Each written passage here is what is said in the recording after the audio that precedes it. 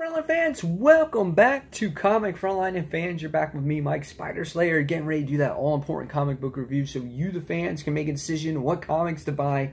Today, guys, we're talking about Venom, issue number 155. That's right, guys. Good to see the lenticular cover. Yeah, so basically we get pretty much a fresh start with Venom. You know, Eddie Brock is in possession of the suit once again. And we get to see, we know that this symbiote suit is kind of sick, so it's been being medicated by Liz Allen. So really interesting things that have transpired here. Now, the writer of this book is Mike Costa, and the artwork now is done by Mark Bagley. So that's why he's no longer on Spidey 2099. So I must say that the artwork, since Bagley has been on it, just in this issue alone, obviously it's 100% better. You can make out what's going on. It's just such an improvement, and just brings back some memories from, you know, old school Venom, because Bagley used to draw him back in the day. So artwork was great. What happened in this story? So in this new story arc, we find out that this book is starting off in Supermax facility, right? And we find out there's a bunch of thugs in there that are picking on Lee Price. And I thought that, hey, Lee Price is gone. He's rotting in jail. He's going to be completely gone. That's not the case. Lee Price is, it seems like the story is planting seeds for him to make his return, because these inmates, they wind up harassing Lee Price, and we all know that he was a soldier or whatnot, so he has great fighting skills. And he winds up taking these guys to town. I mean, he slams them with a freaking food tray, he slams them over his head, and he just beats the shit out of these guys. And he's just like, you'll wait to see until I get my suit back. So his plans are to come back, and I have a feeling we will get Lee Price back, and he's going to want to be in possession of that suit once again. So he is back. So then what happens in this book is we wind up seeing Eddie, Venom, just spying on some things, doing some good in the city. They look at a crooked cop, and he's making deals with somebody, and obviously Venom doesn't like it. And Venom scares the crap out of this cop, and right away he's like, we'll eat your brains! And it's just this comical panel, because again, it kind of goes back to the way really Venom was in the early days, where he was going to eat people's brains. It's just so funny. And really, Eddie Brock pulls him back, and he's like, oh, we went out on the night that you need your medication. And it's funny, the dialogue that Eddie Brock, how he talks to Venom as like it's a significant other. He calls it dear. He pleases it in any way. It's really interesting.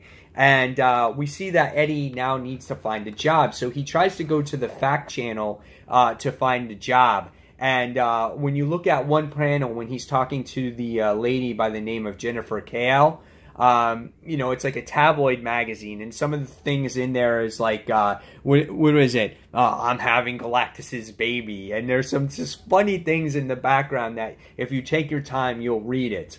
And she explains to him what the job is and things like that. And after, you know, Eddie doesn't quite get the job yet, we wind up finding out that he goes back to beneath the sewers, where these dinosaur people look at him as the savior, and he feels that it's okay to live under there as long as you're peaceful. And the thing is, why they went underneath was because the symbiote is hungry. It needs to eat some kind of blood, but not taking human life.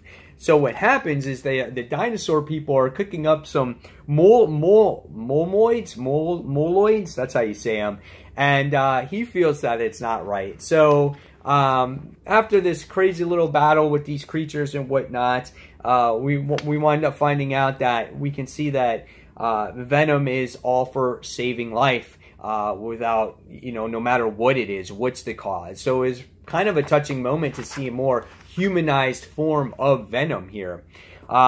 But by the time you get to the end of the issue, we see that somebody is reading a newspaper, and it's off of the fact sheets, and it says, Dino Rights, race of dinosaurs living beneath the city streets. And you're kind of wondering, you're like, ooh, who is this person reading this news article? And at the end, in the last page, you wind up seeing Kraven the Hunter, and he's like, I'm going on a hunt.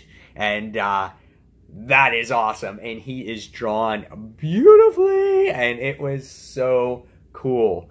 Wow, this book really surprised me. It's amazing where you can introduce a new story arc and get a new penciler, throw in a classic character, and make the symbiote more human-like, and how it changes everything, right? I mean, this had a more nostalgic feel, and it wasn't a huge and crazy change. It just was those little aspects to make the comic that much better. And you know what? I said that I wouldn't want to see Lee Price back in this book, but I want to see how he's going to take his revenge here to try to get that suit back. I really want to see that. And I want to see this battle between Eddie Brock and the Venom symbiote.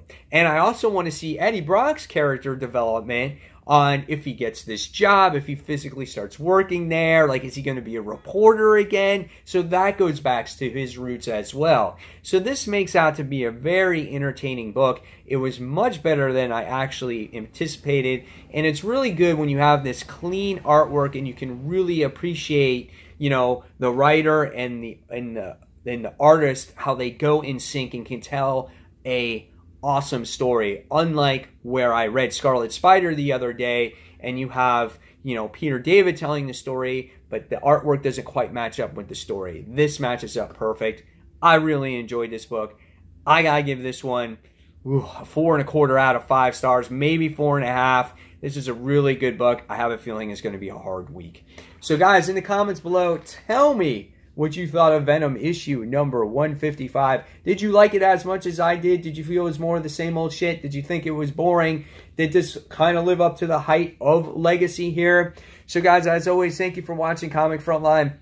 Until that next comic book review, this is Mike Spider signing off. Check out comicfrontline.com. Check out our Discord where you can talk to us 24/7 of the day. And you can also check out our live show every Tuesday night, 10 p.m. Eastern Standard Time, where we talk about our comics top 5. We talk about the comics news and a whole bunch more. So again, guys, until that next comic book review, this is Mike Spider signing off, saying peace, everybody. Have fun with your Legacy books. Bye.